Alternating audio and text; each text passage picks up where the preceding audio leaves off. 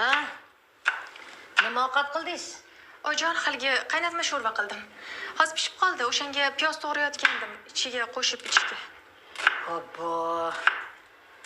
Yana bemazadan bemaza qaynatma sho'rva qildingizmi? Voy.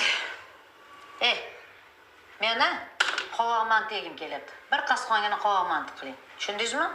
Nima?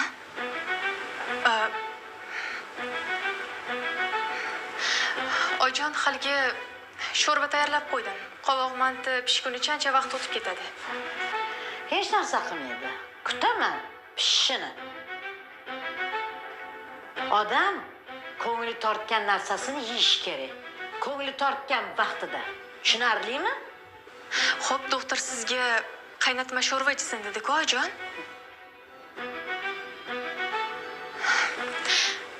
Men ham homiladorman. Ovqat qilsam ko'nglim ayniyapti. Men qarang. Qaysarlik qilmasdan mana aytganimni qiling.